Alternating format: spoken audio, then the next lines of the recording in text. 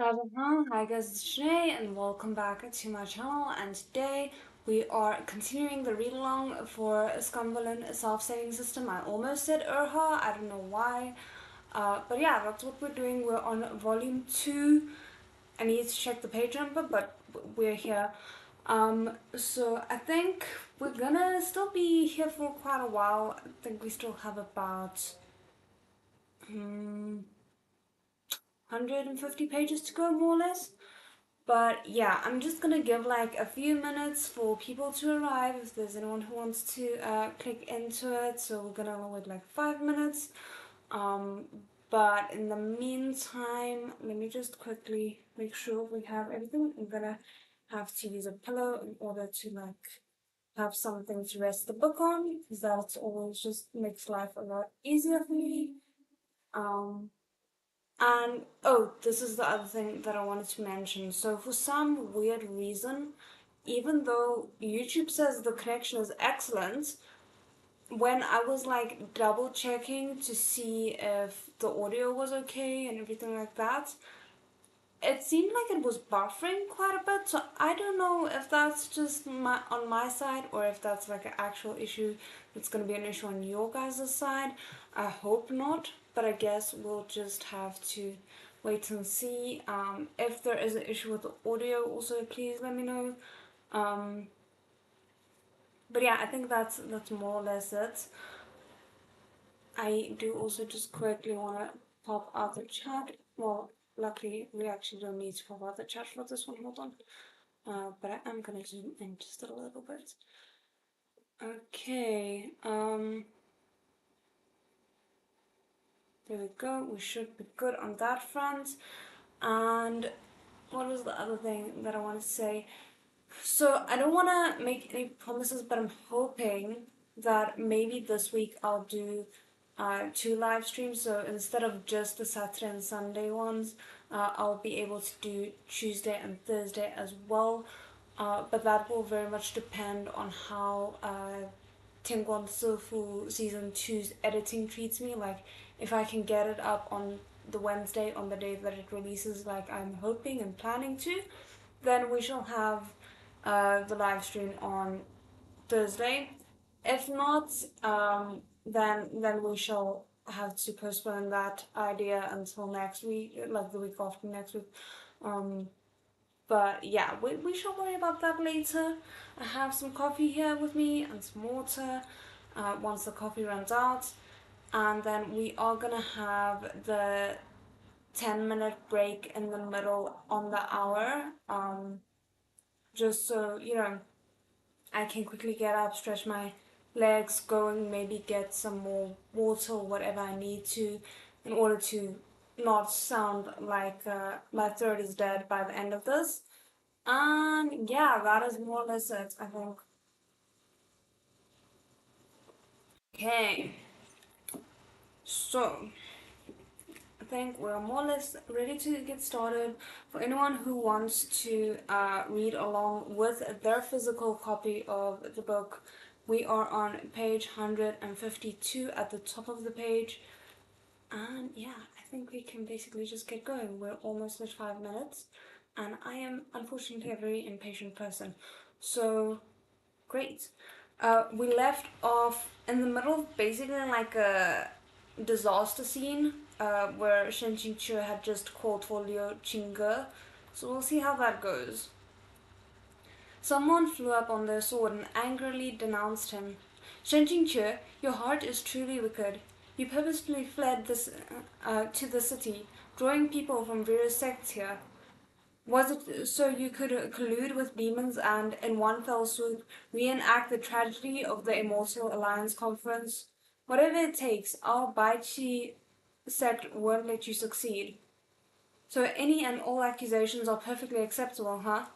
Shen Qingque wasn't even in the mood to rant. Then, from the east came the hiss of a sword glare, followed by a person in white who arrived on a sword, fast as lightning. Mind you, his descent was too forceful, pointlessly whipping out up a powerful wind that threw the Baichi cultivator right off his own blade. I mean, I feel like that might have been on purpose. Liu Qingge stood securely on Cheng Lian with his arms crossed. What is it? Too reliable, great master Liu. Shen Qingque said with all sincerity, Get me out of here. Liu Qingge stared. My poison flared up again, and I can't summon the chi to fly my sword. If you don't take me, I'll just plummet from the skies. Liu Qingge let out a sigh. Get on. The crowd gathered to watch from below berated them without rest, saying things like Tangchung Mountain abets and shelters evil, and Baijian Peak and Qingjing Peak wallow together in filth. Wow, ruthless. But they both pretended that they couldn't hear. Cheng Lian soared into the sky, the wind whistling in their ears, leaving the 10 or so cultivators who chased them on swords far behind. Where to? Asked Liu Xingge. To the roof of the tallest building in the city, said Shen Jingque. After that, please help me hold off these people. What exactly is up with you? If you didn't wish to be imprisoned, why didn't you say so earlier? You've made things so troublesome. Besides, even if Tangchung Mountain couldn't navigate the water prison, couldn't we have just destroyed it? There was no need to destroy the water prison. Get off. I'm only saying there was no need. I'm still grateful for your kindness, so surely there's no need to throw me down. Something's coming. Shen Qingque didn't say another word and jumped off at once.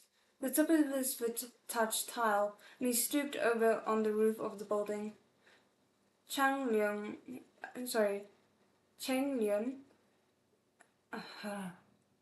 the struggle. Cheng Lian's momentum was incredibly powerful. Liu Qingge and his sword did a dazzling somersault in mid-air, and only then did he manage to break, eyes fixed attentively elsewhere. Shen Qingque also followed his gaze. Then he heard a sneer behind him. Where are you looking? Shen Qingque nearly stumbled on the spot. That you just wait and see hadn't been just talk. Then again, since when had anything about Liu being her been just talk?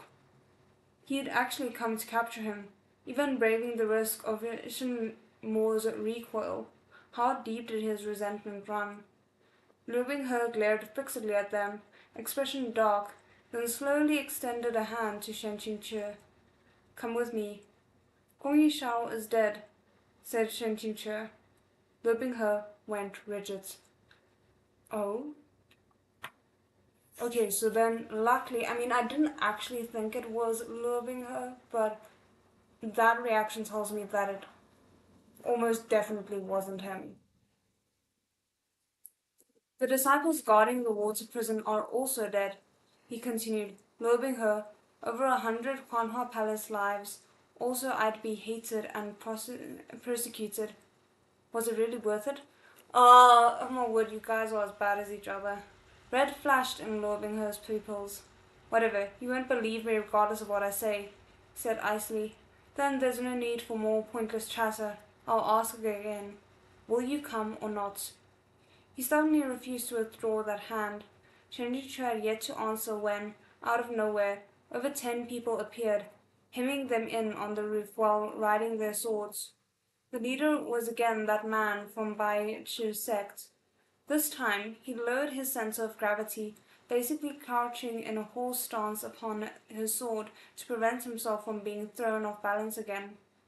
He shouted brashly, Shen Jingchu is ours. No one else should ever think of. Luo Binghe abruptly turned his head and yelled, Beat it! He hadn't even drawn his sword, but from his body a powerful blast of spiritual energy burst forth, and a shrill, whistling shriek filled the ears of everyone on the scene. Every last one of the pursuers, along with their swords, was shoved over to fall several meters away. Half of them even slammed into walls or pillars, coughing up fresh blood. Oh my word! The Bai Chu sect had met someone genuinely badass with overbearing chi, and they had been wiped out to the last. The remaining spectres were all terrified. This black-clothed youth This black-clothed young man's cultivation was undeniably spectacular. How could so few of them have heard of him before? Liu Qingge pushed Shen Qingque. Go. Do what you need to do. Can you handle this by yourself? Shen Qingque asked. 522. He hadn't forgotten these numbers. He'd only called Liu Qingge over to help him fight Small Fry and give him a lift along the way, not to meet a sudden unfortunate end. Oh goodness, I was not ready for the other guy who we just mentioned, Gong Yishao to die. I don't want Liu Qingge to also die. Like, can you just have a little bit of mercy on me? Goodness. Okay, let's see.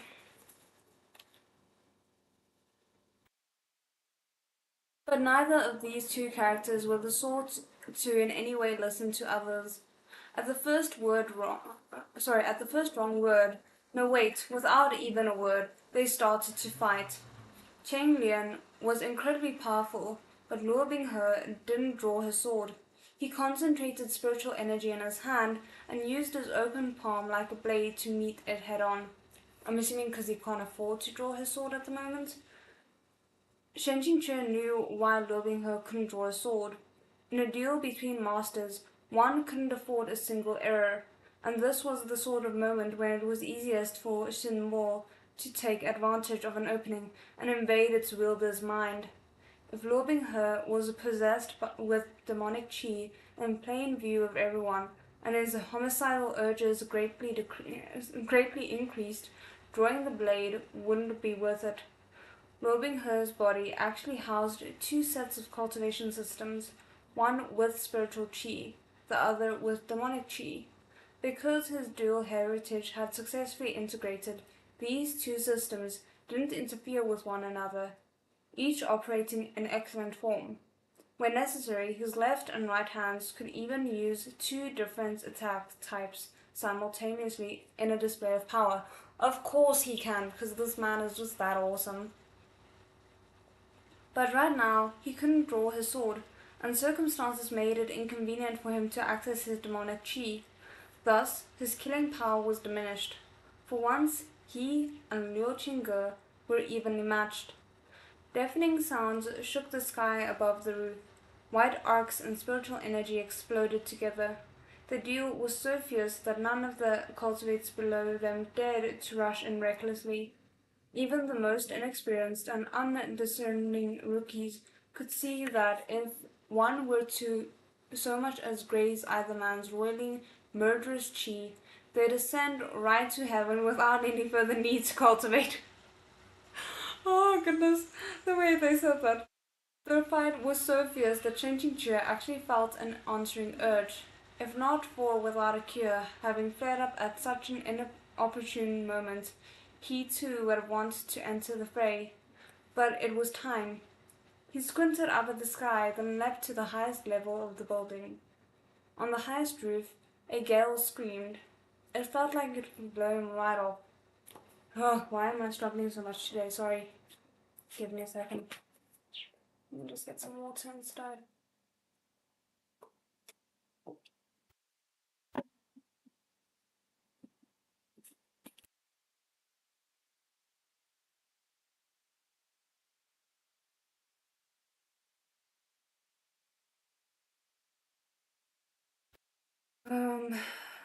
Where am I? Liu Binghe saw this from afar and was seized by impatience.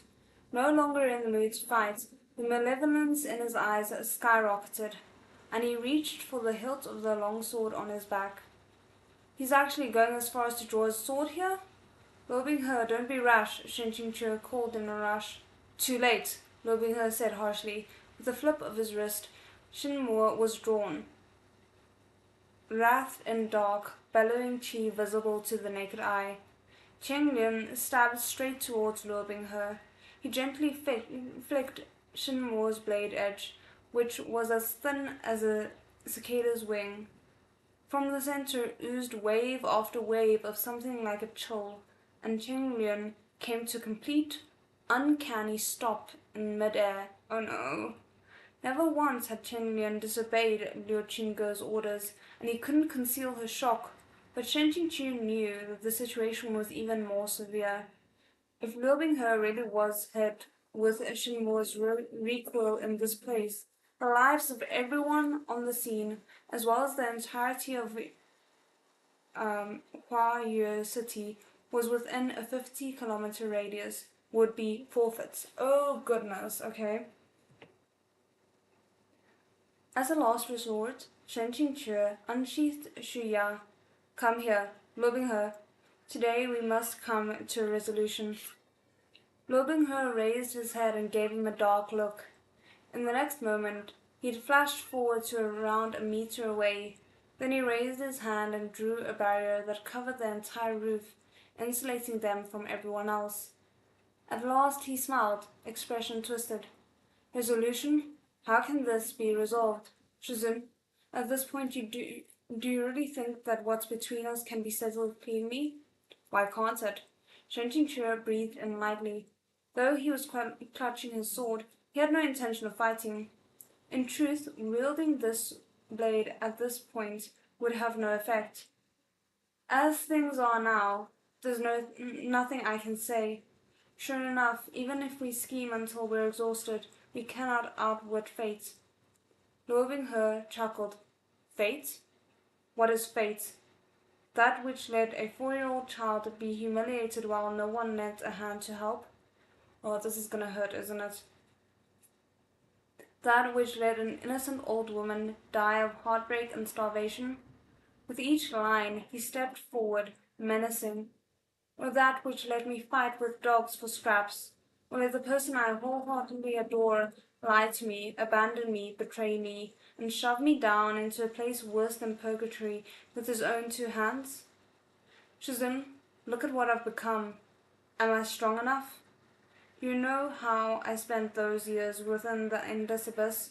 For 3 years underground, at all times and all moments, my mind thought only of Shizun. I wondered why Shizun would do this to me, why he refused to give me even a single chance to explain or plead my case. You want me to concede that this was the fate the heavens ordained for me? I thought for such a long time, and I finally understood. Within Liu Binghe's smile, there lay a spine-chilling malice. None of that is important. It's enough to just do what I want. Fate either neither existed at all, or it's something I should trample beneath my feet. With the scorching sun overhead, the last wisps of clouds had disappeared without a trace. Sunlight flooded through the entire city, its brilliance dazzling, like the entire land had been strewn with pure gold. Shen Qingqu turned his gaze away from the sky. Because he'd been staring straight at the sun, unexpectedly, some tears glistened in his vision. Even though he'd had no other choice, he frankly was greatly responsible for Liu Binghe having reached this point. He had become a dark young man who thought only of revenge on society. Originally, Shen Qingqu had wanted to stop Liu Binghe from going to such extremes, but everything he'd done had not only failed to have a positive effect, it had actually etched Liu Binghe's hatred and resentment even deeper into his bones. I mean, maybe not in the way you think, but it is interesting that, I mean, I don't know if this is the case, but I'm interpreting the fact that he's like, oh, I'd been staring at the sun for too long and had tears in his eyes, as him, like, justifying why he's crying rather than him actually just crying because there's sunlight in his eyes. But it's interesting if that's the case that he still feels the need to justify why he's feeling the emotions he's feeling.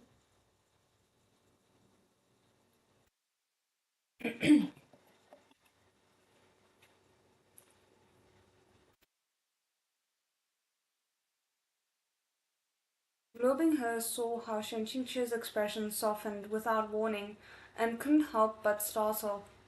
However, in that same moment, an incredible pain assailed his head. He clenched his teeth, his hand clutching tightly around Shinmore, which was trying to break free. No, he couldn't take the recoil here, at least not at this moment. To his shock, Shen Qingque gently said, "Don't let it overpower your mind." Upon hearing this voice, in his daze, Lo Binghe was transported to those years on Jingjing Peak. It became increasingly hard for him to control himself. There seemed to be a sharp knife churning within his brain, and Shinmo's black flame suddenly surged. Oh goodness. The assault this time was ferocious. Lo Binghe was in unbearable agony when, unexpectedly, someone tenderly embraced his shoulders. What followed was a blast of spiritual chi akin to the collapse of a 1,000-kilometer dike? I don't know what that is. Like a rainstorm after a long drought, it poured into Lo Binghe's body like a flood, extinguishing Shinmo's malevolence, with which he had reached a deadlock. Lo Binghe's breath evened out, returning to normal, but his heart went cold. I think Shen Qingque just basically committed suicide. But I don't know. Self-detonation. Some in the crowd below were already yelling in shock. Shen Qingque self-detonated. Shen Qingque let go of Lo Binghe and slowly backed away, staggering once. Shuya fell first. Its master's spiritual energy was gone, and a sword existed with its master. The blade shattered into multiple pieces in midair. Shen Qingque had always been in the bad habit of swallowing his blood, but at this moment he could no longer choke it down. Having totally exhausted his spiritual energy, he was now lesser than even a common person, a mere ruined shell. His voice was light and fluttering, the wind blowing most of it away, yet Lo Binghe could hear him just as distinctly as before. What he said was, "For all that has passed, I repay you today. Think of it as me doing one good thing at the end." That part he didn't say aloud, and I wish he would have. Then he toppled backwards and off the building. At first, Lo Binghe only blankly watched. Everything playing out before his eyes was now many times slower, even the moment in which Shen Qingque fell slowly until it was crystal clear.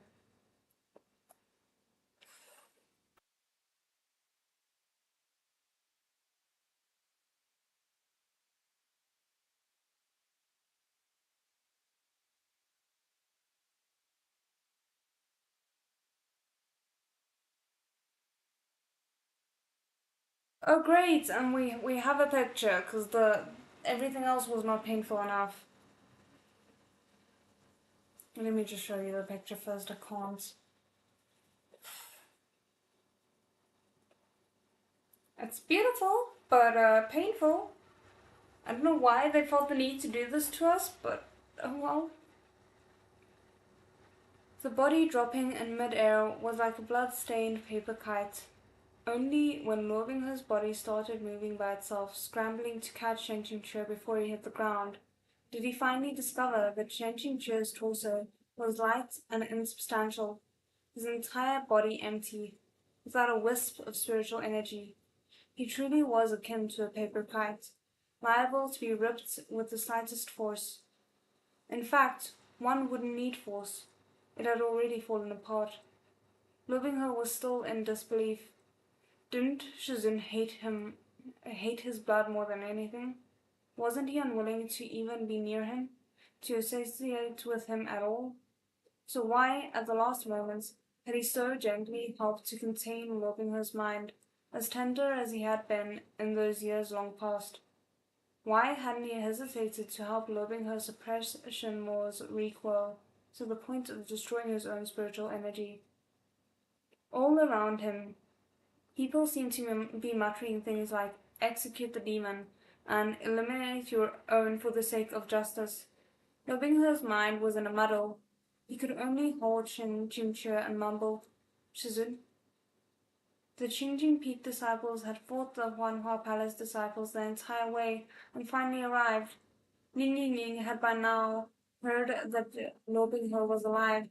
She was both surprised by and happy at the sudden reunion, but then she saw Shen Qingque. His eyes peacefully closed. The words she'd been about to say took a turn, and she said in a trembling voice, "Allure, Susan, what happened to him?" Lord Xingge walked forward, a smear of blood lingering by his lips. His expression was heavy as he said, "He's dead." The disciples were dumbstruck. "Who killed him?" Ming Fan suddenly yelled. The crowd's gaze focused on Luo Binghe. I don't think Shen Qingque necessarily thought about the backlash that Luo Binghe would get for seeming to have killed Shen Qingque. I mean, technically, he kind of did kill Shen Qingque, but it wasn't like a choice. Oh, goodness. Okay. I mean, because of the chapter title, we kind of knew this was coming, but still. Strictly speaking, Luo Binghe hadn't killed Shen Qingque, but Shen Qingque had indeed self-detonated and died before him. The disciples behind Ming Fan drew their swords, about to attack, when Luo Qingge said, "You can't defeat him." Ming Fan's eyes were bright red. "Liu Shishu, then surely Liu Shishu can kill him to avenge Shizun, right?" "I can't defeat him either," Liu Qingge said lightly. Ming Fan choked. Liu Qingge wiped away the blood by his mouth. Neither did he kill Shen Qingque. Okay, great. I'm glad he clarified that. However, though he didn't kill Shen Qingque did indeed die because of him. Each of Liu Qingge's words were like a knife drawn from a sheath. Tangchu Mountain must avenge this grudge. Oh, 2 steps forward and 5 steps back. Luo Binghe turned a deaf ear to it all. His mind was entirely a mess and totally at a loss, and he still held Shen Qingque's rapidly cooling body. It seemed like he wanted to call out to Shen Qingque to shake him awake, but also didn't dare to, as if he were afraid of being scolded. He murmured, "Shizun?" "Stop calling him Shizun," Ming Fan snapped. "Shizun can't bear such a burden. My brethren, let's fight together. So what if we can't defeat him? What more can he do than kill us?" Ning Ying spread her arms to stop him. Ming Fan was furious and agitated. He thought that Ning Ying was still clinging to old affection. "Shimei, look what it's come to. How come you still didn't get it?" "You shut up," said Ning Ying. "What would Shizun think if you rushed to your death like this? If he heard, what would he say? Shizun would rather be infected than see us taken advantage of or bullied, yet you throw your life away so easily." "Someone speaking sense, thank you." All these years, Ning Ying had always had the charming attitude of a young maiden. At these abrupt, harsh words, Ming Fan halted. After a long while, tears burst forth and flowed down his face. Sobbing, he wept miserably. "But it's so unfair to Shizun. Even though he absolutely didn't collude with the demons, everyone kept saying that he did, that he was a killer, a degenerate, and they threw him in the water prison. He didn't even get a chance to clear his name. I mean, I feel that's totally fair for him to be angry about that." He choked on his sobs, even though he obviously loved this brat so much. At the Immortal Alliance conference, he bet 5,000 spirit stones on him without hesitation. His hopes for him were that high. Whenever anyone praised him, Shizun would be so happy. And afterward he refused to return Jingyang to Wangjiang Peak and insisted on keeping it so he could erect a sword mound on the back of the mountain. He was heartbroken for so long, and in the end, this is what he got. Oh goodness, sorry, I'm trying really hard not to cry right now.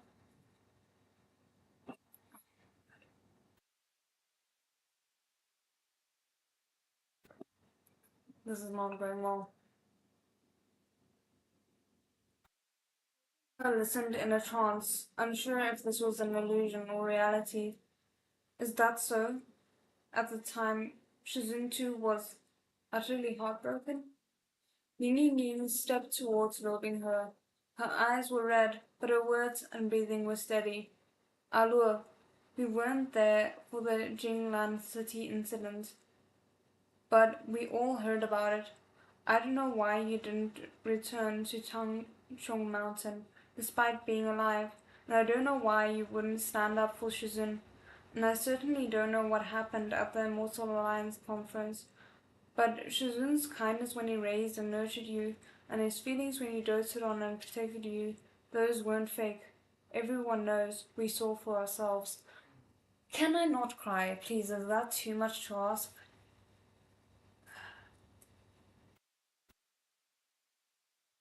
Sorry. Okay, it's fine.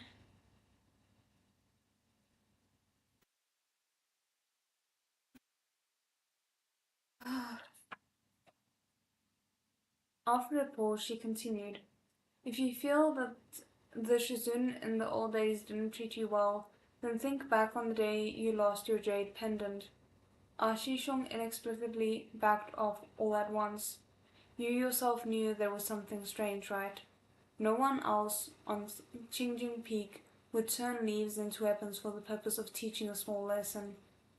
Moving her involuntarily clutched Shenjinche tighter, he whispered, I was wrong, Shizun. I know I was wrong. I never wanted to kill you. My words end here, Ning Ning Ning declared. If Shizun really did wrong you in some way, and you can't under any circumstances forgive him, then at least today he finally repaid it all, right? So from now on, you...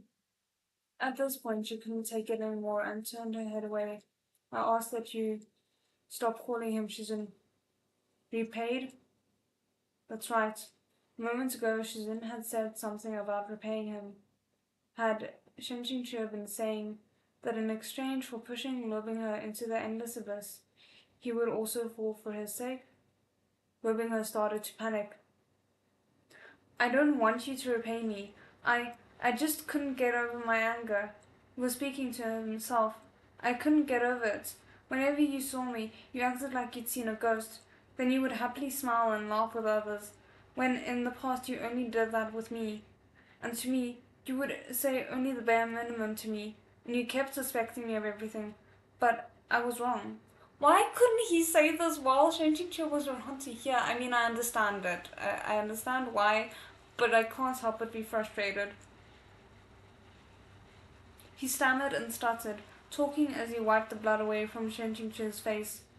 You disdained me for being a demon, so I was afraid that if I returned directly to Tangchung Mountain, you'd throw me out.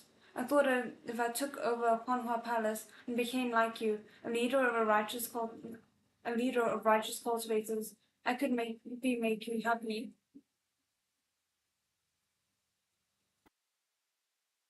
Ah, I was not expecting that. Lobingher's voice trembled. Shizun, I really... Hold on. Okay, so that's why he came to Huanhua Palace this time round. I actually do believe him. But it's interesting that things are kind of unfolding the same way as the original plot, but still not quite. Hmm.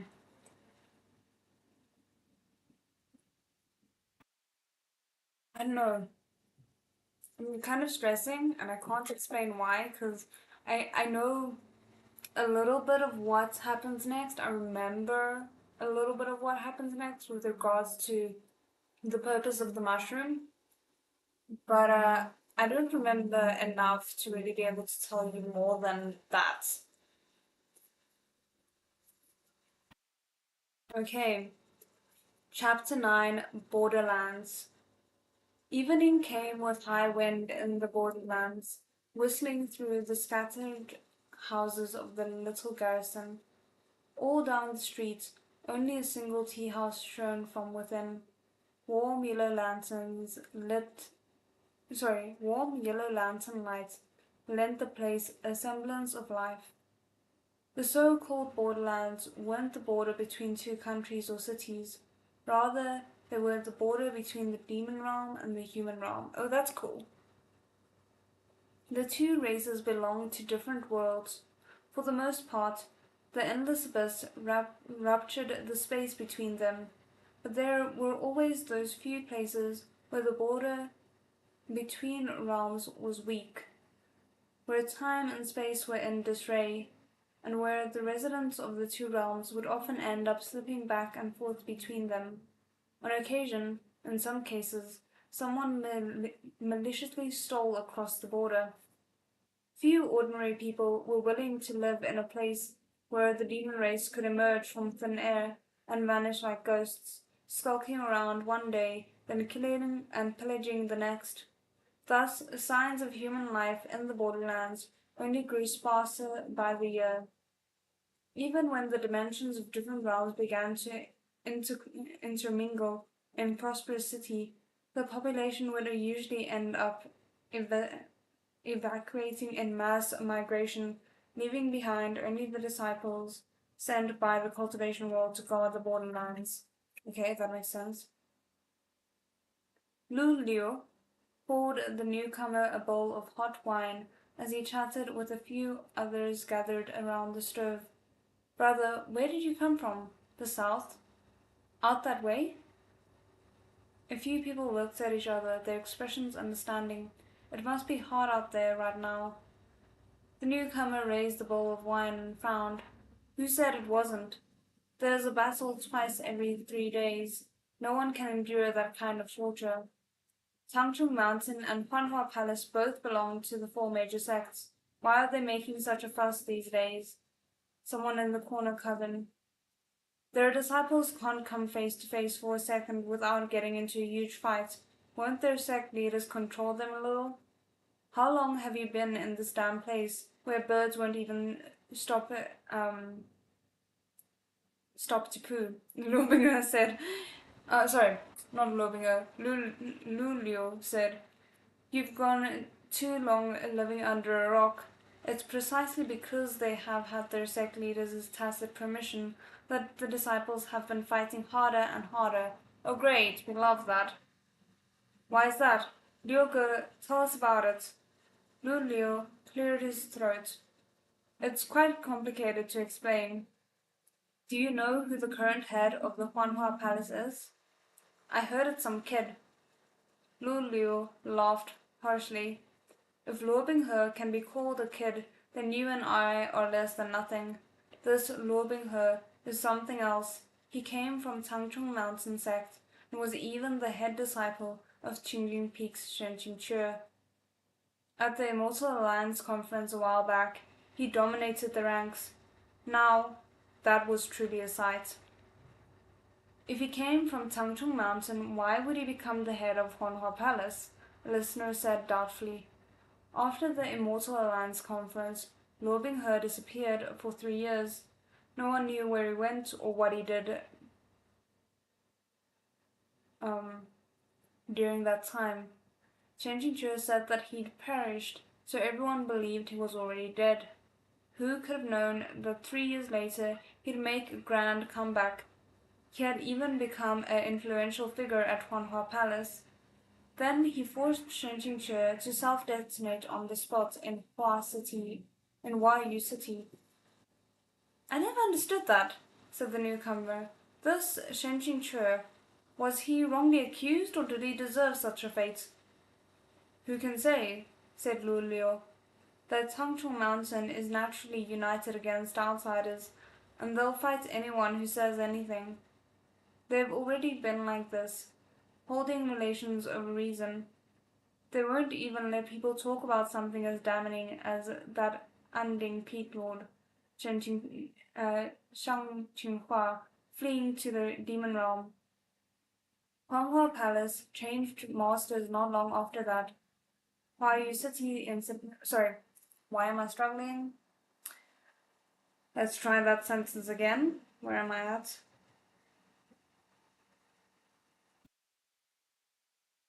Huanhua Palace changed masters not long after the Huayu City incident. The old palace master went into seclusion and disappeared without a trace. Luo Binghe took power in his stead and kills anyone who says anything otherwise. How much of this are we supposed to believe? All because of a dead man? someone muttered. This dead man had made quite a few waves, said Lu Liu. Shen Qingque is from Tangchong Mountain sect, and he was even the peak lord of the second rank peak. His corpse should be by rights go back to Qingjing Peak to be interred with the former generations of peak lords. But the problem is, Luo Binghe refuses to return the body.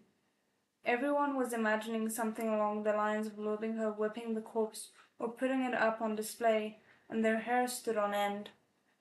Oh, that is a grim thought. If he refuses to return it, can't Tangchong Mountain take it by force? Someone asked. That peak lord of Baijian Peak is still around. Lu Liu shrugged. He can't beat Luo Binghe. What? The group's worldview was shattered. In the eyes of the world, the peak lord of Baijian Peak had always held the position of undefeatable war god. That this peak lord couldn't beat someone or whatever was honestly unthinkable. You don't know? Lu Liu asked. Ever since Huayu City, Baijian Peak's Liu Qingge has fought Luo Binghe countless times, but he's never won once. And that's not all. Luo Binghe brought Shen Qingque's body back to Hanwha Palace, and only a few days later, he personally kidnapped Qian Cao Peak's Mu Qingfeng. Qian Cao Peak has always disregarded worldly affairs, someone said. They help the dying and heal the injured, so why did they manage to provoke this devil incarnate? Luo Binghe took him back to Hanwha Palace and told him to heal and revive Shen Jingxue. Oh my word, well if that doesn't speak to Luo Binghe's desperation, I don't know what does. Um,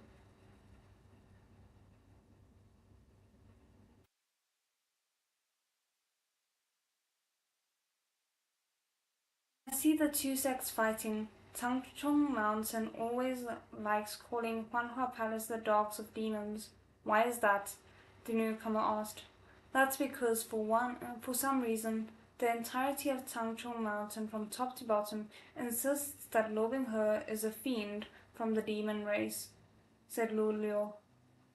Numerous abbots of the Zhaohua Monastery have personally testified that spiritual energy circulates normally inside Luo Binghe, but Tangchong Mountain still insists on calling him that.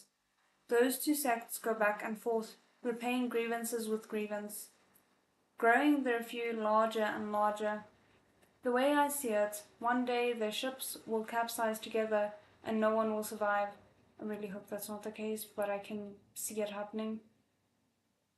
So, in the end, Lu Liu didn't forget to comfort himself. Being sent to guard the border, to be free and idle, like us, was actually a good thing. I really can't understand what's going on with the master-disciple pair, let alone with those two sects, the person in the corner said, confused. One theory is it comes down to a grudge as deep as the sea, but there is another theory, and this old Lu thinks that one is more believable. Let me tell you all. Is it gonna be like a gossipy, oh I think the one is in love with the other and he's gonna be absolutely right, or am I hoping for too much?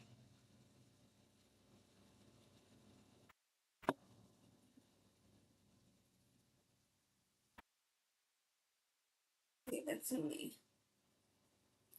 Lu Liu was just about to launch into another round of enthusiastic gossip when suddenly a burst of knocking sounded outside the door. Damn it! Everyone in the room immediately raised their guard.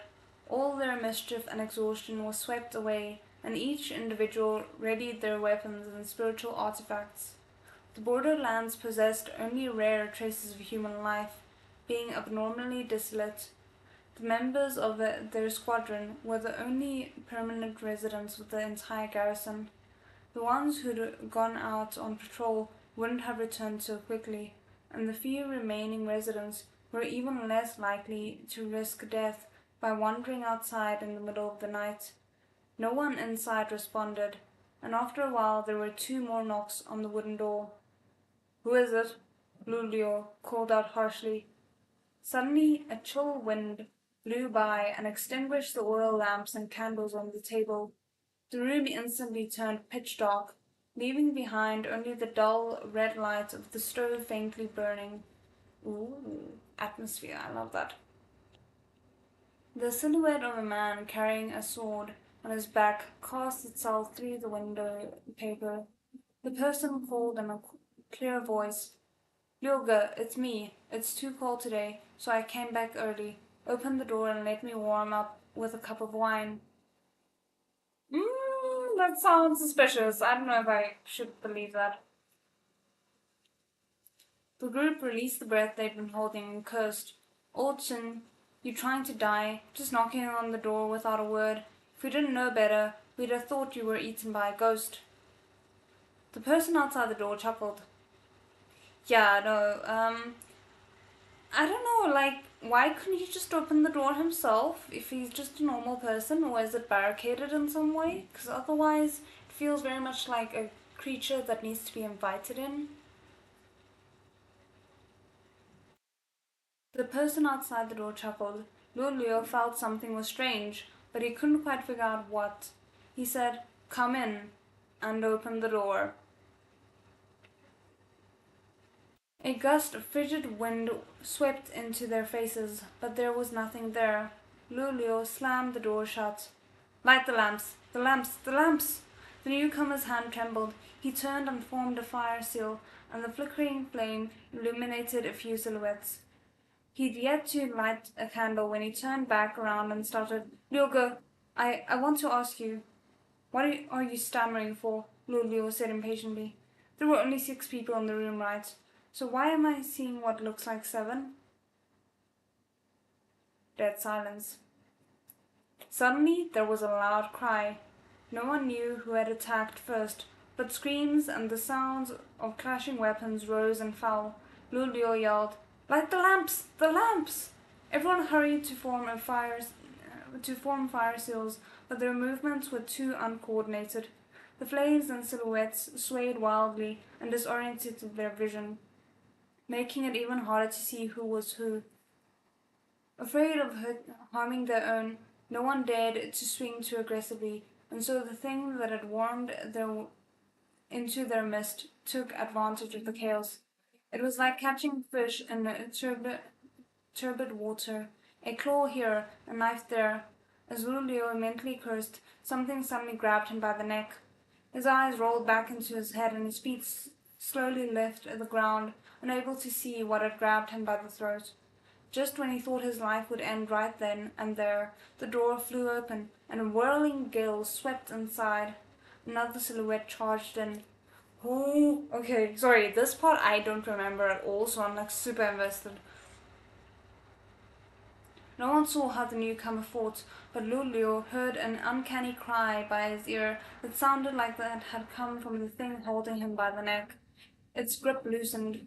The 6 people in the room hadn't yet recovered from their fight, and some were lying flat on the ground. The new person snapped his fingers, and the oil lamps in the room lit all at once. He bent down to study the bodies for a moment, then rose. "They're fine, just unconscious." This person was caked in black mud, like he'd just been excavated from a grave, and his face was covered in whiskers that densely obscured his facial features. Despite his lean figure, his face was that of a large, bearded man. Lulio finally stopped shivering and stared him up and down for a long time before cupping his fist. "Many, many thanks to this distinguished gentleman for your assistance chasing away the creature." The new person slung an arm over Lulio's shoulder. "This humble one has something to ask." "Please do." "Oh, goodness." "What year is it?" "Oh, please tell me that's Shentingchur. That can't be Shentingchur, is it?"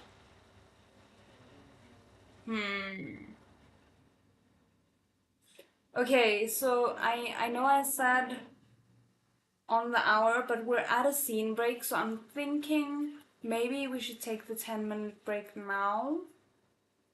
Just real quick, and then continue on with the next chapter. So let's do that. I shall see you guys again in 10 minutes time on the hour.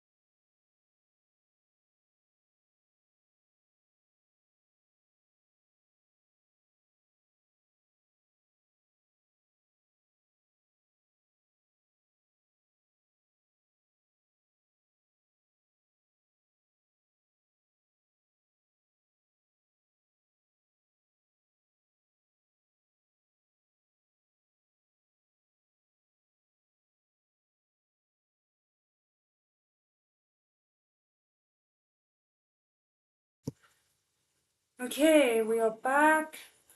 Just comments up again. Okay.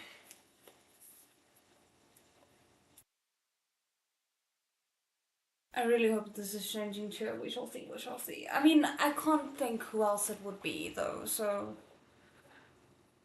Okay. Probably Shenjin Chia. As Shenjin Chia had tumbled his way down from the mountain, covered in mud, half rolling, half crawling, he'd fervently prayed for airplanes shooting towards the sky to be destroyed 10,000 times. What an opening line. Destruction by spiritual energy, implosion, or by. What?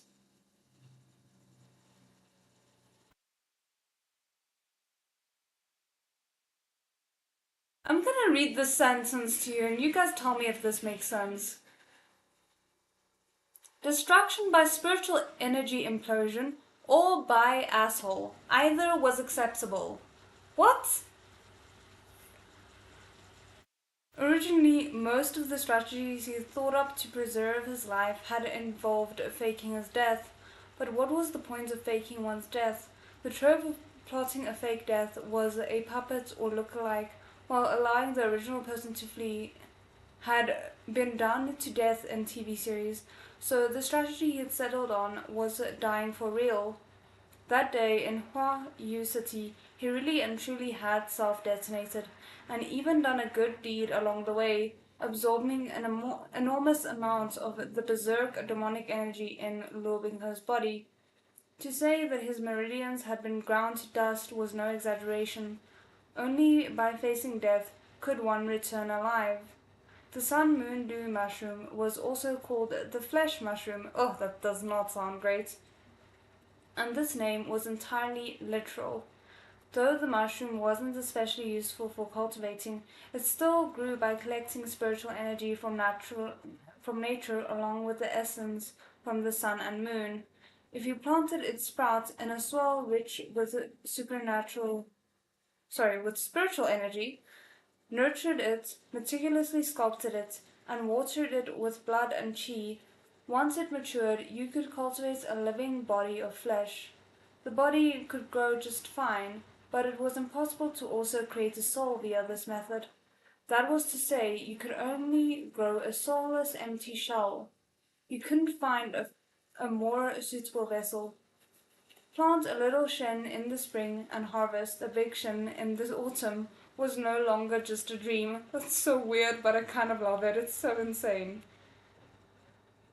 But the dew mushroom wasn't a Chinese cabbage, something you could simply grow with a handful of fertilizer and water. Shen Qingque had destroyed a number of mushroom sprouts before he'd cultivated one that hadn't grown crooked. A good while back, he and Shang Qinghua had calculated the coordinates to carry out this long-distance operation. Beneath the tallest building of Huayu City, they had set up a transportation array, and at the time when the sun was highest, Shang Qinghua had triggered a second array, this one for activation, on Changchung Mountain. The moment Shen Qingque's soul left his body, he had been sent into the mature dew mushroom, which had been buried deep in the mountains of the borderlands. 3 locations, 3 arrays. If you connected them with straight lines, they would have formed the most stable shape, a equilateral triangle. Reasonably speaking, it was absolutely stable, absolutely reliable. The only flaw was a certain person. Hello! Um, Great Master airplane shooting towards the sky was just too reliable. Shen Qingque had been worried about flaws like overlarge arms or uneven legs, or a crucial part simply not growing, but none of these problems had occurred. However, sure enough, using chemical fertilizer to mature the moon dew mushroom had resulted in some side effects. Such as, I'm really curious about this now. Just after waking, Shen Qingque had waited quietly for a while, but he hadn't heard the detestable Google Translate-like notification. He initially exploded with joy. The system hasn't appeared. Ha ha ha. The system hasn't appeared. This big shoots changed hardware. I'm not going to reinstall a virus like you. Ha ha ha. Oh goodness. Though he could only rest assured temporarily, he couldn't resist dancing in joy. Dancing in joy, my ass. His whole body was still buried in the ground. He couldn't move an inch. For a day he remained buried, gathering strength from his fingertips until he could finally move his limbs. Only after this did Shenjingque finally, shakily crawl out. Once he broke through the earth's surface, he didn't even get the chance to revel in the fresh air of freedom before he fell face first onto the ground. Ah, this body isn't listening to my commands again. This left him splayed on the mountainside. Chen Jingche spent an entire day walking while doing radio calisthenics. I don't know what that word is. Right up until the evening, when his gait finally resembled the normal person's. At least he was no longer simultaneously putting the same arm and leg forward. The human cast they used had been based on his former appearance as Shen Yun. It didn't compare to Shen Qingqi's immortal poise, but it wasn't a bad mortal container. It just had a bit of a certain listlessness. The listlessness of a worthless, pretty boy idling his life away. But because he'd used some of his blood while cultivating the dew mushroom, a touch of foreign influence was inevitable. When changing truth tumbled to the side of a creek and used a sharp mountain rock to scrape away his whiskers for a look, his new face was still 3 or 4 parts of a 10, similar to Shenjing Chu's. Without a word, he pasted the whiskers on his face. Okay, I was about to say, but he had the whiskers on during the previous scene, so what happened there? Finally, after managing to tumble his way to the bottom of the mountain, he grabbed a passerby and asked the year. Hell, it's already been 5 years? Oh damn, okay. He could understand that right after waking up, his body was uncoordinated and occasionally unable to move because he needed some time to adjust to the new configuration. But only waking up after being buried for 5 years? What was with this? Also, a roast was a roast, but this body was practically bursting with spiritual energy. The original Shenjingqi's body had been quite abundant in spiritual energy when without a cure wasn't causing it trouble, but the difference between that and the sensations he had in this one, it was like the difference between 2 bars of battery, still enough to use, and a full charge, the second after charging and pulling the cord. He would even go as far as to say that he was a generator. Ooh. Yeah, no, the time in this book flies like mad. We had it for 3 years and now it's 5 years, so there's a total of 8 years between the start of the book and where we are now. Oh, wait, not even the start of the book, just the start of the mess, shall we say. The start of the volume. I'll shut up now, that's not very comprehensive.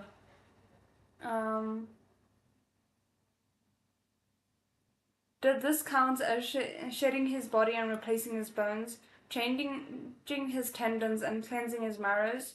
Was this the drumbeat leading up to his own ascension to OP-hood? You wish.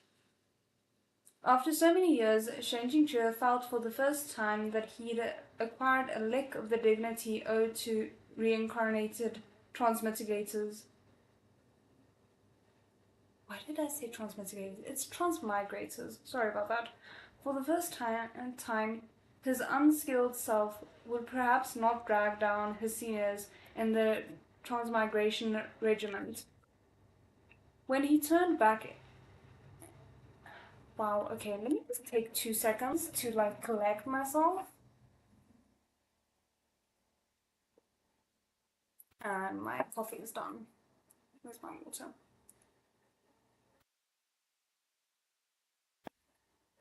Okay, sorry about that.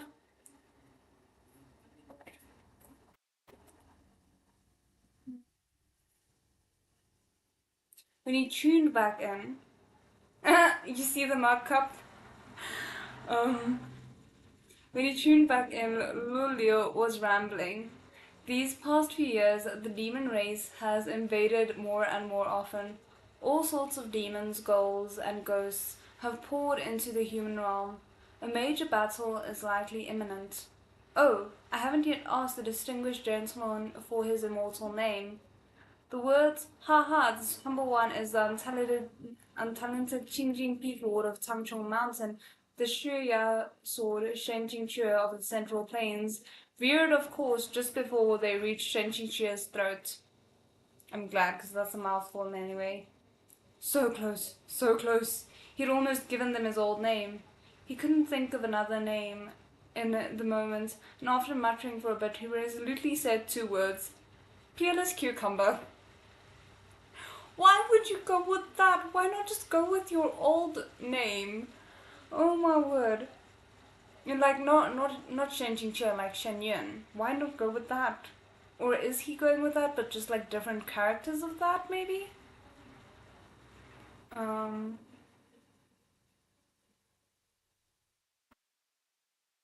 Everything that had happened before was unto smoke. From today forth, as he walked the Jianghu, he would use this ID, which had been plastered all over the comment sections for years.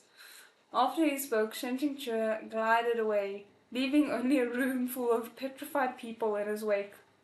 After a while, the newcomer mumbled, he just said he was Peerless. What was it?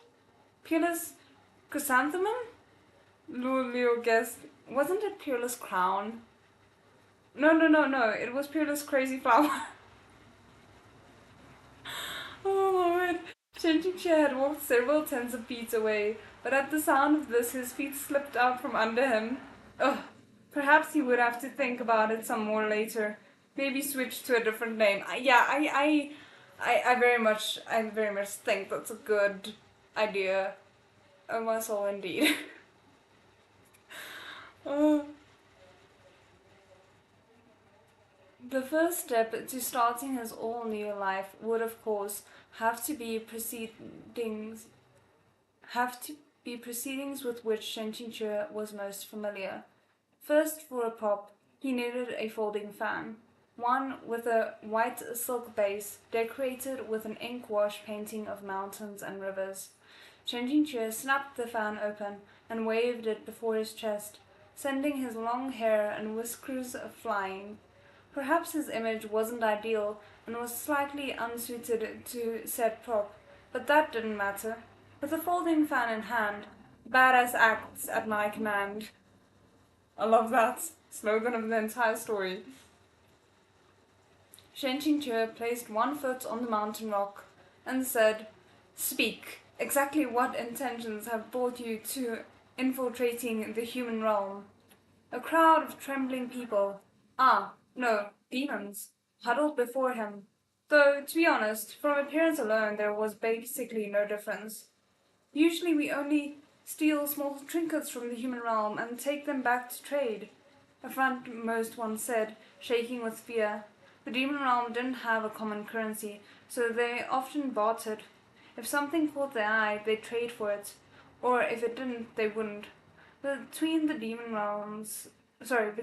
races, questionable skills and craftsmanship and artistic tastes. Wow.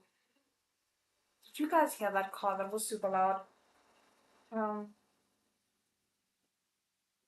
it was so loud I lost my place. Um, to them, an everyday piece of human realm embroidery was a top-notch artisanal product. Therefore, all manner of ordinary trinkets from the human realm were exceedingly popular among demonkind. By contrast, the items they valued least were the various crystals with special effects that were a dime a dozen in their homeland. That makes sense, actually. But being a dime a dozen in the demon realm didn't mean there wasn't a market for them among humans. Shen Qingque snapped his fan shut and spoke solemnly. This remote and destitute town, where neither birds um, or chickens lay eggs, has poor production rates and is a stagnant economy, and levels of general happiness is lower than average, is it wrong for you to profit from their misfortune? Oh, that's not a question, that's a statement, sorry. It is wrong for you to profit from their misfortune.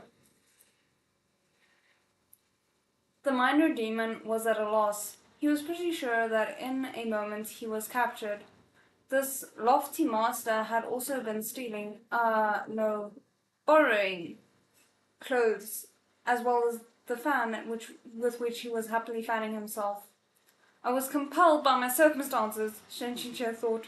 Surely you can't expect me to wander around in clothes that had been exhumed from the dirt like some kind of savage. However, this actually opened up a new line of thought. These minor demons had never dared to do more than snoop and thieve here and there, but if he could supply them with an honest channel for small goods, perhaps within this world that revolved around cultivation and monster fighting, he could forge a path into a new frontier based on farming and amassing capital.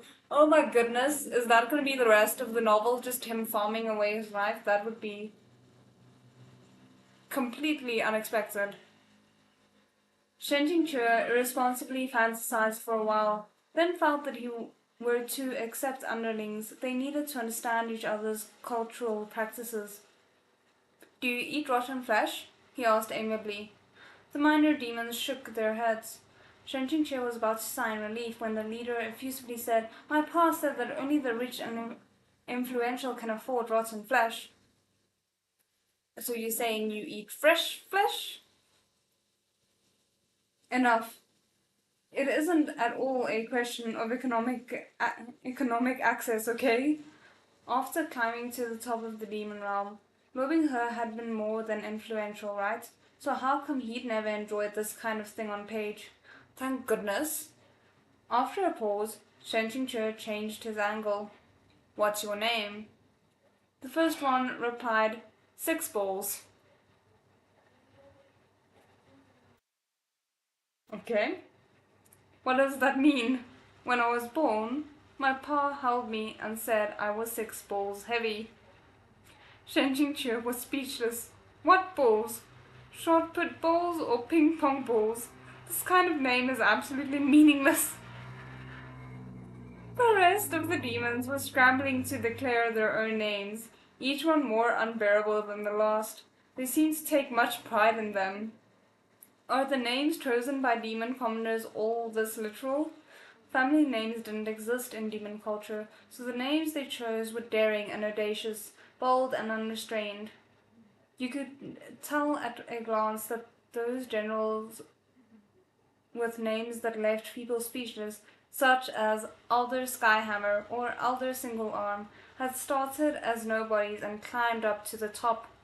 But if they came from nobility such as Mo Beijun, Hualiang, or Luo Binghe's father, Tianlang Jun, their name situation was a little better. It then occurred to Shen Jingque that it was fortunate Luo Binghe hadn't been tossed into the demon realm and found there.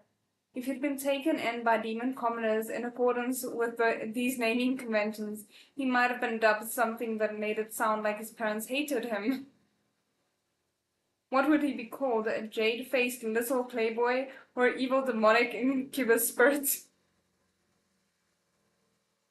Interesting that those are the ones you go with, things that very much suggest that you like his appearance. No. It needed to be something more earth-shatteringly terrifying. Then he remembered that in the original story, some girl had bashfully expressed that loving hers that was very that. Why is that what comes up in your brain? Shen Jingque, that's the better question.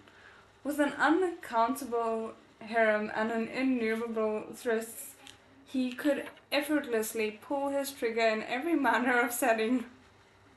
What am I reading? And even after eons, the gun remained infallible, as vigorous as ever. In truth, the name Peerless Cucumber would have suited Luo Binghe quite well. But since Shen Qingque had already taken it, then Luo Binghe might as well be Heavenly Pillar Jun. Save me, oh my goodness.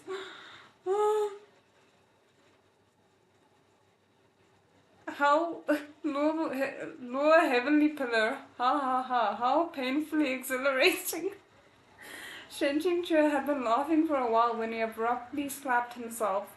The hell is wrong with you? Getting carried away using the great master protagonist to come up with a tasteless, dirty joke in your head. What's so funny about this? Don't you get that some people are off limits for your cross humor? I love that. I don't know why it's so funny to me that he's like, oh, I'm not allowed to think this kind of thing about loving her. Not, why am I thinking this kind of thing about loving her? The minor demons watched this lofty master first laugh so hard they fell to the ground, then slap himself in anger. Mystified, they didn't dare do so much as breathe loudly. Then Shen Qingque suddenly stopped smiling and pressed his fan into Six Balls' shoulder, pulling him close. As he did, Shen Qingque plucked a sword tassel from the demon's waist. Where did you get this? It was a sword tassel, but it was no ordinary sword tassel. This decoration belonged to the number one female lead, Liu Mingyan. It was Shu's sword tassel. It was what male and female leads always exchanged as love tokens. You get it? Back at Tangchong Mountain, Shen Qingque had made a point to take special notice of this one, so it didn't need to be distinctive to stand out to him. How had this thing fallen into the hands of a minor demon in the borderlands? Terrified, Six Balls responded, I didn't steal it. I found it. Oh goodness, is someone in trouble? Hit the streets and find me another one then if it's so easy, Shen Qingque thought. Where did you find it? These days, an important person has been traveling the roads at night. Though first they send their subordinates to clear the way. We were a little curious and hid by the roadside. Then afterward we found this one on the road. The important person the minor demon described had to be someone at the pinnacle of power in the demon realm. This type of character didn't frequent the borderland. They would only draw attention. In fact, the local environment was most unsuitable for them. Exactly what kind of important person would boldly take over the roads with such swagger, even going as far as to leave behind an intimate item of Liu Mingyan's? The first possibility that came to Shen Qingque's mind was, of course, a certain someone. Is that certain someone Luo Binghe, or am I reading this situation wrong? He asked, the important person you're talking about, was it a good-looking young man? When he thought about it, he decided against suppressing his conscience and clarified, not just good-looking, he's very good-looking, especially good-looking. Your fondness is showing, Shen Qingque. I don't even know if fondness is the right word for this though. Maybe thirst? Fair skin, pretty face, tall. He doesn't smile often, but when he does, it's exceptionally dark. Six Balls shook his head, then suddenly blushed. Why are you blushing? Shen Qingque interrogated him for a while, but he couldn't get any answers. He decided internally that the mysterious person probably wasn't Luo Binghe.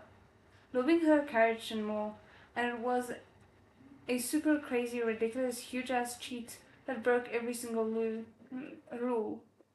With casual slash, it could cleave the space between the two realms, and with that slice, you could open yourself a passage through which to enter the demon realm. Luo Binghe would never expend the effort required to make a special trip to the borderlands, let alone to faithfully follow the path of smugglers. If that was the case, the problem arose. Demons had passed through the area, yet they had left behind Liu Mingyan's belongings. Could it be that Liu Mingyan had slipped up and been captured? Shen Qingque didn't remember Liu Mingyan being the number one female lead, suffering such treatment in the original work.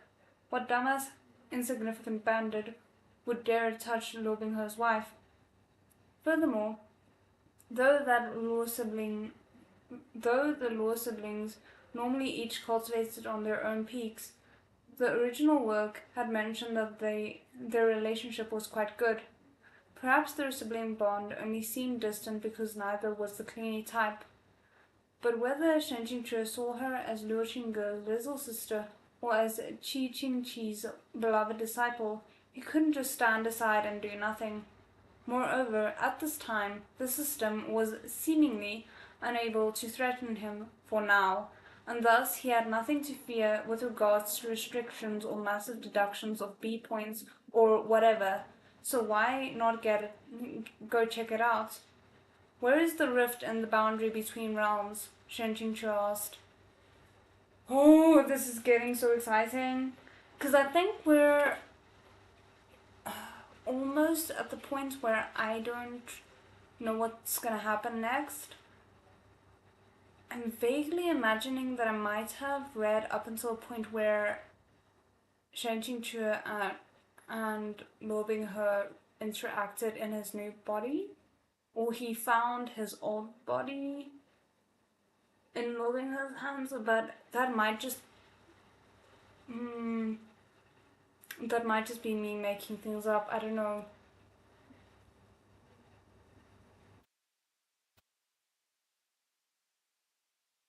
Okay. Let's see where this goes.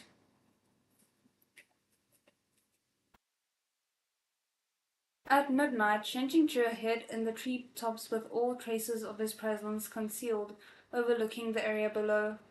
After an unknown length of time, a certain patch of air began to visibly distort. Shen Qingque's eyes lit up. He held his breath, attention rapt, and watched a youth in black rush out of it. They were a great distance away from each other, but Shen Qingque's eyes were incredibly sharp, and he could see the boy clearly. The youth was around 17 or 18 years old, with a tense expression on his sharp and handsome face. Actually, Shen Qingque found that face somewhat familiar. He just couldn't remember where he'd seen it. Nevertheless, he was certain he had. Suddenly a crisp female voice, at once sweet and cold, broke the silent night and echoed through the forest. Baizhang Peak's disciples are truly exceptional. Your body is restrained by 100 immortal binding cables, yet you're able to wipe the floor with a great many of my subordinates, and you've fled so far. I truly can't lower my guard for an instant. On hearing the voice, recognition hit Shen Qingque. A demon who was beautiful, of noble background, and had subordinates, who was a minor demon who a minor demon would blush at mentioning. It had to be Sha Hualing. Sorry, so what if this girl was one of the female leads? She hadn't been around for way too long, and thus had pretty much been forgotten. If Lu Mingyan had fallen into Sha Hualing's hands, her fate was even more cause to worry. If Sha Hualing's settled for slashing up Liu Mingyan's face, she'd be going easy on her. No wonder this youth's running posture had seemed odd just now, his body noticeably heavy. Shen Qingque had only focused on his face before, but now he continued looking downward. As it turned out, there were numerous thin silver wires bound around the lad. The colors of his robes confirmed that he was really from Baijian Peak, but Shen Qingque could summon no memory of ever having seen such a young disciple before. The youth knew he couldn't beat his opponent in speed, so he abruptly braked, his eyebrows furrowing fiercely. If you want to fight, let's fight. There was a flash of a gauzy red cloth, and Sha Hualing walked towards him, with swaying hips that emphasized her figure. It took me so much effort to catch you, she said, full of smiles. How could I bear to fight you? Quickly, why don't you come back with me? The youth's temper was violent, and he spat at her. You won't? Sha Hualing asked. I won't damage your spiritual energy, but chop off an arm or a leg or whatever won't injure that part of you. As she spoke, her right hand reached out to grab the youth, but before she could touch him, an odd tremor suddenly traveled down her fingers. Xiao Hualing assumed she'd fallen for some trick on the youth's part and quickly withdrew. She then raised her hand to examine it. Her 5 cinnabar-painted nails had been uniformly trimmed in noticeable length shorter. Ooh, that's intense. It was only her nails, and it hadn't hurt in the least, but Xiao Hualing's blood went instantly cold. "Who's there?" she shouted. If someone lurking nearby could cut her nails with such ease, then they could just as effortlessly slice open her neck. Shen Qingque was feeling much more relieved as he released a twig plucked, plucked clean of leaves. In truth, he just wanted to scare Xiao Hualing a little, and while he was at it, keeping her nails so long really wasn't good. Oh goodness. Every time Shen Qingque saw them, he was worried they'd break, which made him extraordinarily uncomfortable. Plus, they often scratched Lobingha's back into a bloody mess. What a saint for you to worry about that, Shen Qingque. Even if airplane shooting towards the sky lacked that kind of hardcore flavor, and even if Lobingha's healing abilities was inhuman, it didn't mean this habit was proper or indicative of a healthy lifestyle. Xiao Hualing's killing intent spiked. She whirled a red cloth and summoned a mass of chilling demonic qi, gathering it around her fingers, and then struck at the youth. The maiden wasn't scared stiff. She was scared angry. Truly a character. Shen Qingque had no choice but to leap down from the treetop to drop between the two. He gathered energy in his hand and fired a spiritual blast directly meeting Xiao Hualing's.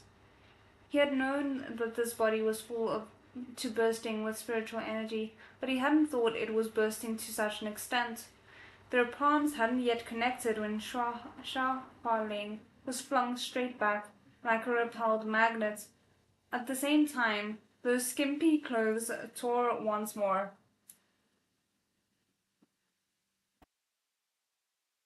There's a specific kind of anime that that I'm thinking of that does this, unfortunately, and I can't help but be reminded of that. I don't even have like a specific anime in mind, I just know that it's like a trope.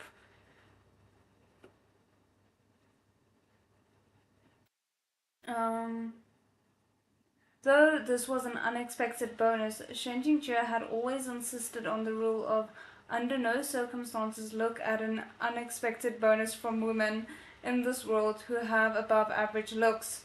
He censored it himself. How noble of you, Shen Jingque. I'm assuming it's because you want to keep your life and you're scared that seeing that, which is considered Lo Binghe's woman or harem partner, I don't know, um, will lead to death. Xia Hualing was also more than direct. Last time she had let out some vicious words, but this time, having weighed their respective strengths, she had no words for the occasion and just dropped into a roll. When she lunged into the patch of distorted air, her figure instantly vanished. Shen Qingque tossed his fan several times, channeling spiritual energy into it and transforming the fan into a blade, which he sliced down with a flip of his hand. The immortal binding cables fell into some 100 pieces. The youth performed the respectable act of cupping his fist. Many thanks to the senior for the rescue. In turn, Shen Jingque performed the respectable act of asking, "You're a disciple of Baijian Peak?" "I am." "Under who?" "My master is the Baijian Peak Lord Liu Qingge." Shen Jingque was genuinely astonished. Liu Qingge never accepted disciples. Wasn't that the one that Shen Jingque was like, "Oh, this dude is good. Maybe you should consider making him your disciple"? Was it the guy who helped them get into the merchandising city? I don't know. Merchant City, sorry, not Merchandising City.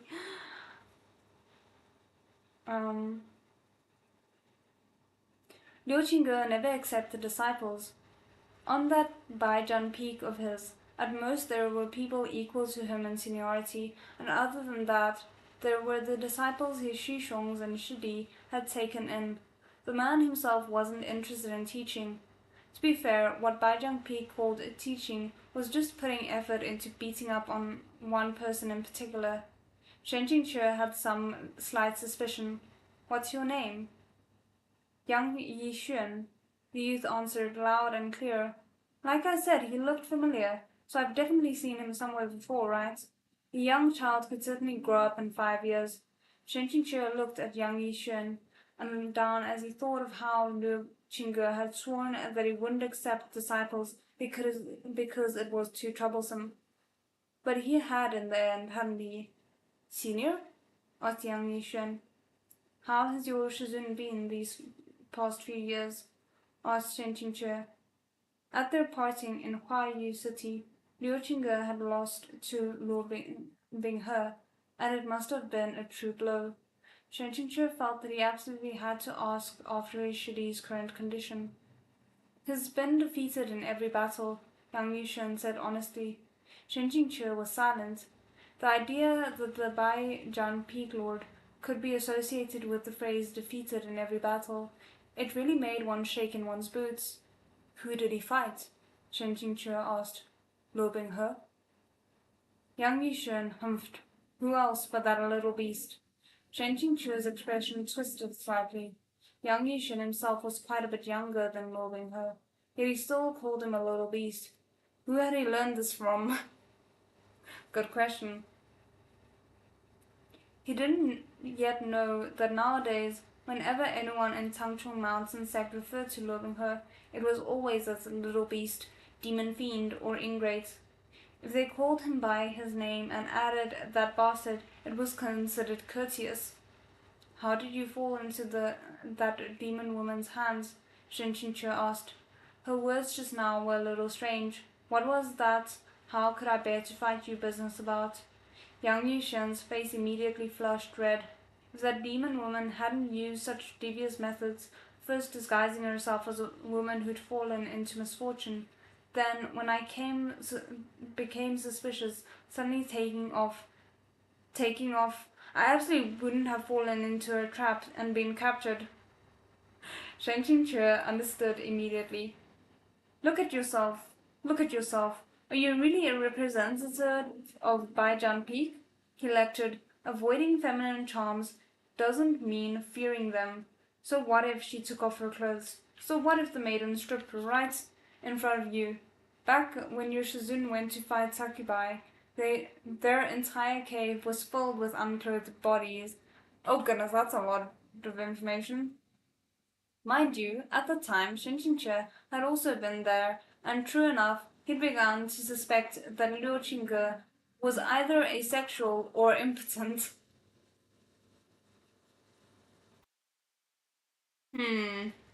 Interesting.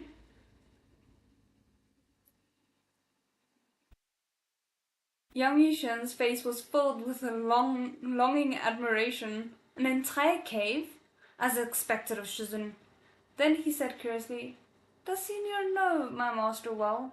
How else could you know of how my Shizun fought Sakubai? Shen Qingque coughed once. Old affairs.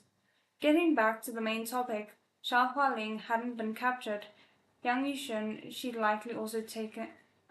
Xia Hualing hadn't just captured Yang Yushen, she'd likely also taken Liu Mingyan.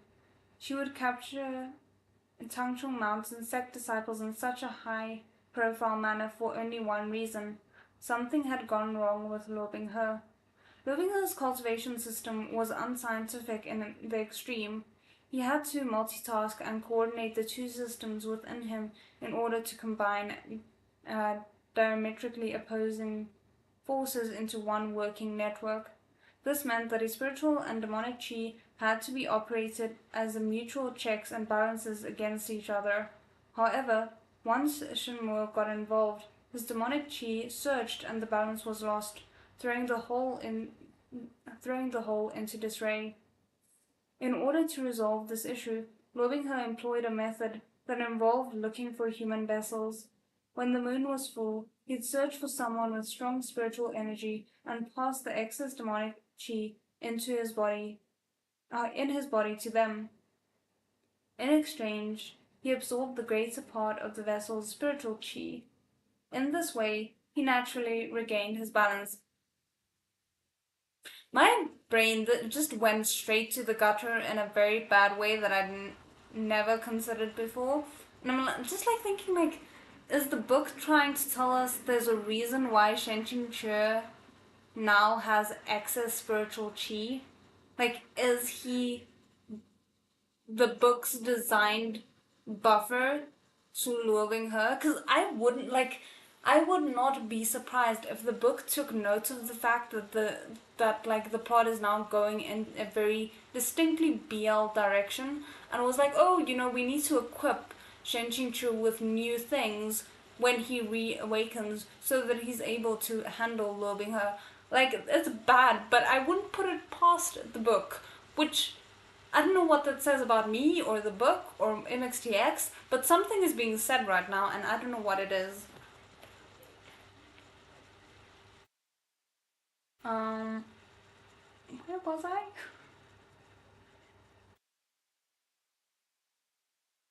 However, because Lobingher's demonic chi was far too intense, the human vessel would often be left crippled by the energy transfer. Generally speaking, these extraction implemented very limited to what?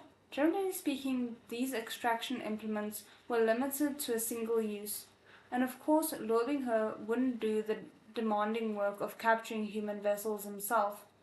Naturally, it was Xiao Ling who stored the people in cages for him to pick from as he pleased. No explicit orders needed. Lobingher simply needed to deploy Shinmo to cleave open a passage to the demon realm on the night of the full moon and grab someone to use. The sad thing was that in the original work, Xia Hualing had gone to all that effort, and then Lobingher had gotten together with 3 beautiful nuns from Tai Temple, victims she had personally selected. As one might imagine, Xia Hualing nearly went mad with anger. Oh goodness, okay. While you were captured, did you see anyone else? Shen Qingque asked. Where were you held? Yang Yishun shook his head. As soon as we entered the rift between realms, we were in the lair of that demon woman, Qiyuan cave. I was shut in a single prison cell and didn't see anyone else. Shen Qingque tossed and caught Liu Mingyan's sword tassel several times. My guess is that you weren't the only one captured. He thought for a bit, then decided to go take a look. In any case, tonight wasn't the full moon, so it wasn't time for the extraction. Lobingher would be away, busy stirring up havoc and inciting chaos in the human realm, so he probably wouldn't come looking to meet with Xia Hualing. And saving Liu Mingyan, who shouldn't have appeared here in the first place, wouldn't count as messing up the plot. Rather, he'd be correcting it. Oh goodness, why do I get the feeling that for some reason Lobingher is gonna show up in any way and the system's gonna come back online? Yang Yishun hurried to catch up. I'll come too. My sword is still in the demon woman's hand.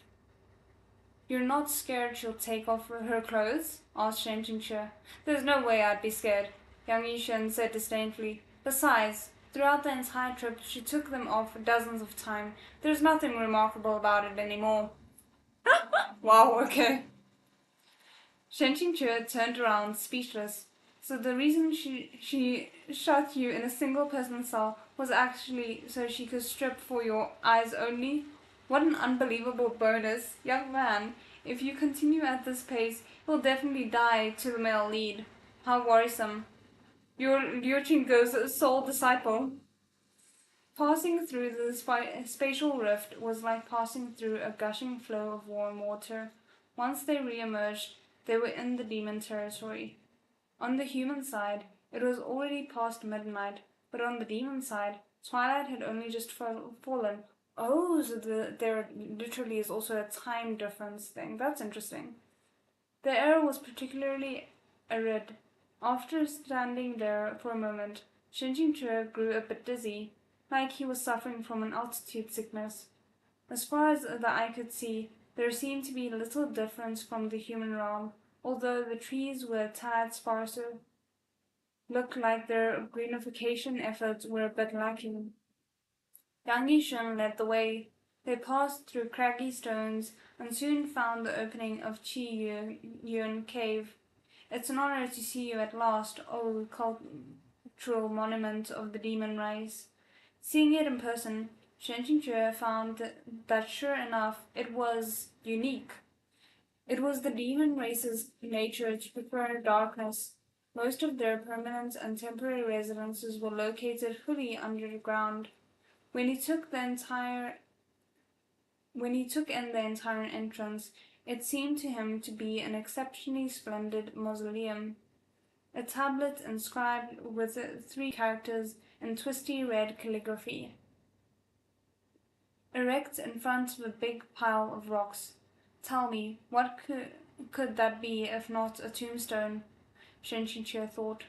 He cupped the handful of spiritual energy, ready at all times to make a mess of any enemy who might show their faces.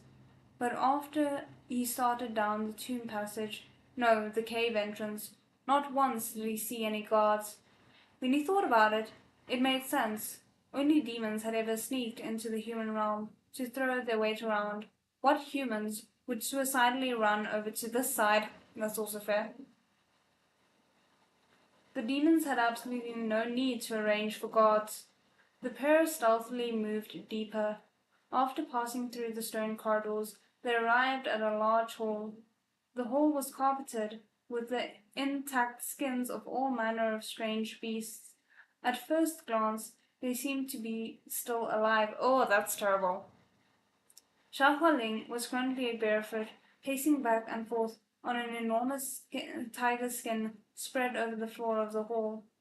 Shen Qingque was worried that Yang Yixuan would recklessly make a sound and alert her. Just as he was about to remind him to shush, he saw that the child had sensibly shut his mouth. Reassured, he turned back around. Oh, goodness. This is getting intense. I don't think I've read this part.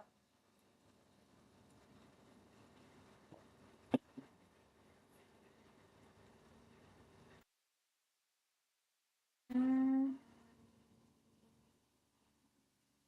On both sides of the hall were numerous cages, each holding tightly bound cultivators in different colored uniforms. Some looked awfully young, but he also saw some veterans.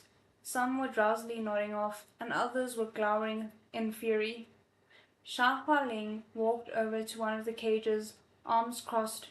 You people from Tangchung Mountain sect really are both troublesome and annoying. Capturing 2 of you took so much effort, and one even escaped before he could be shot away. She clenched her teeth. If not for, if not for, I'm really itching to break all your legs. Keeping the mystery alive, I see. In this cage, Liu Mingyang sat with her veil covering her face, her eyes closed and legs crossed, impervious to outside matters. Xia Hualing saw that she was being ignored and smiled coldly. That thing on your face, don't you ever take it off?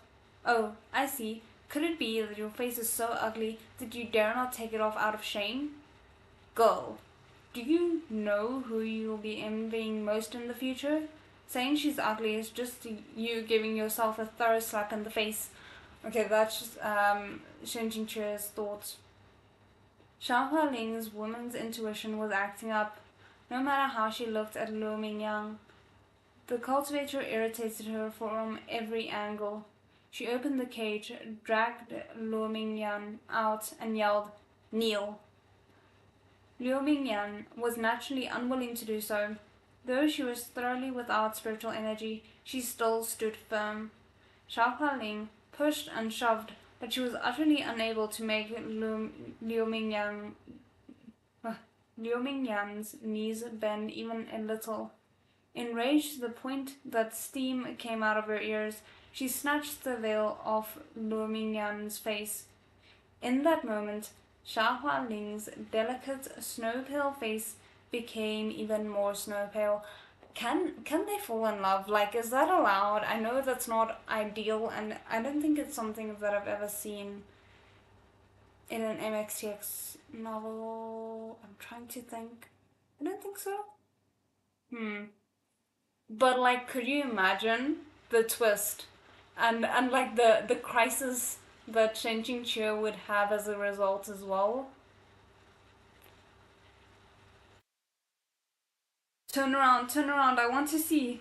Shen Qingque howled internally. Quickly, let me see what the most beautiful woman in the book looks like. All these years, he'd been mindful of his status, so he couldn't have just said, "Hey, Xi Zhi, I heard you're super pretty, so I wanted to look at your face. May I?" That sounded like something a pervert would say when sexually harassing someone. But having spent so long unable to see Liu Mingyan's face, he felt like he was about to burst. However, before Liu Mingyan could turn and let him experience the joy of the first glance, malice flashed through Xia Hualing's eyes. Her fingers curved into a claw and shot towards Liu Mingyan's face. Of course. I mean, I knew I was hoping for too much, but I couldn't help but hope nonetheless. Okay, before we move on, let me just quickly show you guys this beautiful illustration. And we have Shen Jingque and Ying Yixuan in the background as well. It's really well done.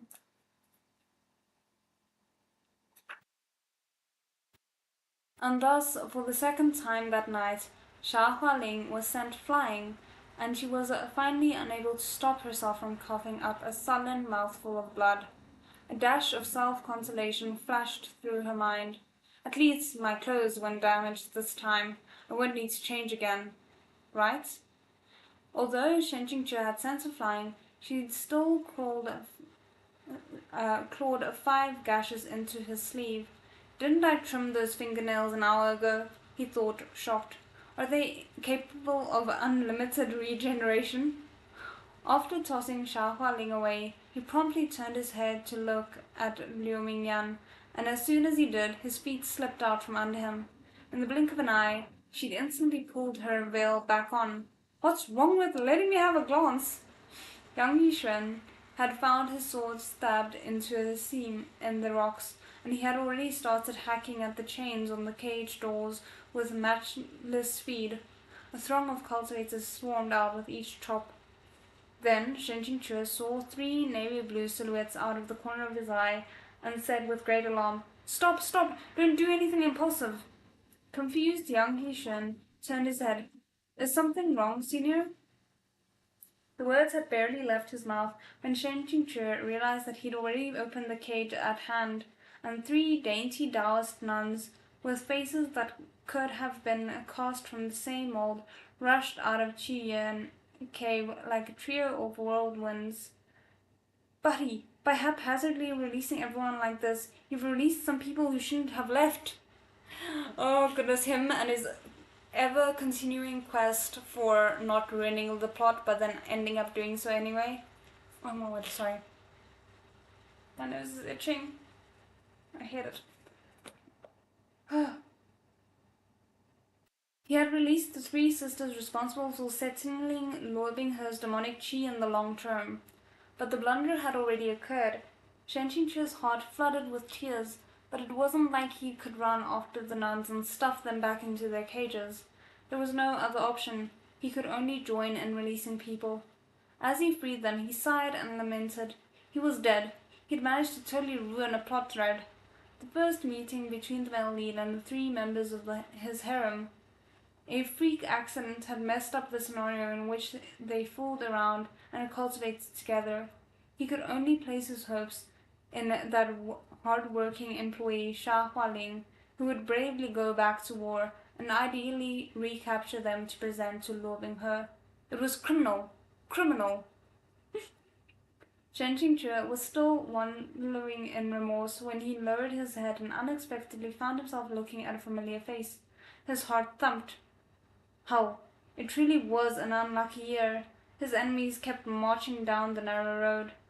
Tong was huddled in the cage, staring at him with a bewildered expression. Shen was stupefied for a couple of seconds, then feigned ignorance. He motioned for her to hurry out, then nonchalantly turned around. With his current appearance, no one should have recognized him. Moreover, 5 years ago, countless pairs of eyes had witnessed the scene of Shen Qingqi's self-detonation. There was nothing to worry about. After coughing up blood, Xiao Hualing remained sprawled on the floor in a daze for a while, then finally struggled into a seated position with great difficulty. She focused her gaze and yelled, "It's you?" Oh? Did she recognize Shen Qingqi? Oh no. Who the hell are you? You actually dare to follow me here? You sure have some guts. Yang Yishen looked like it had suddenly occurred to him to ask the question as well. So as he was setting people free, he asked offhandedly, "All right, senior, who are you?" "Oh, right my ass, young man, your reaction time is way too slow. Also, what's with that tone? Like you're asking something tangential and unimportant." Chen Qingqi was considering whether or not to introduce himself with his title of Peerless Cucumber again when Xia Hualing humphed out a laugh. "Whatever, you've come this far, so I don't imagine I'll allow you to leave." She clapped her hands, bells jingling around her wrists. After a moment, Qian Cave's guard regiment finally flooded into the hall from every corner. Qian Cave was Sha Hualing's private residence, so her regular underlings weren't around, and these useless troops were nothing to fear.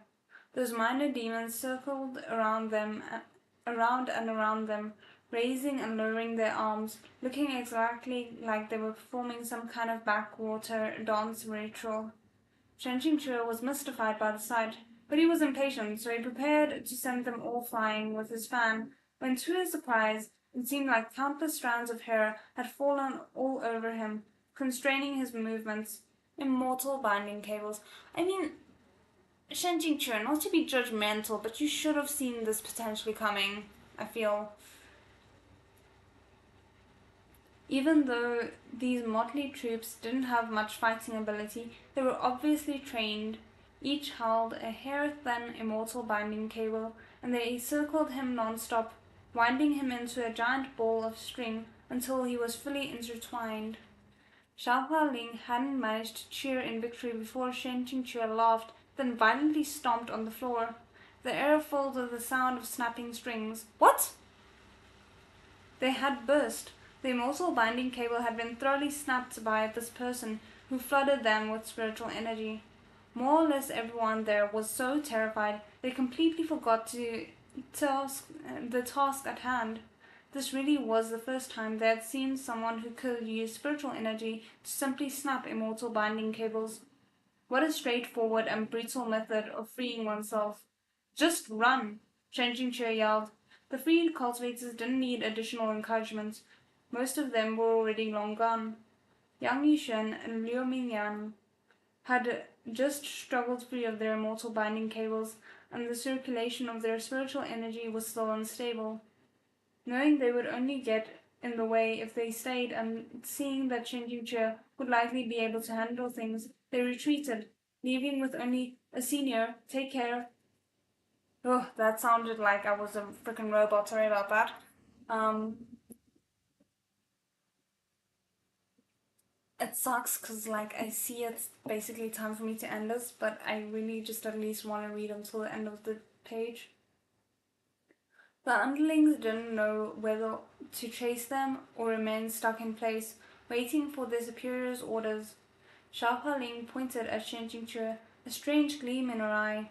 "Catch him!" she shouted. "Don't worry about the others. Just him. Hold him down, even if you die trying." A few hodgepodge soldiers threw themselves at Shen Qingqi, and he sent them flying with his fan. Then something heavy pressed down on his head. A giant net.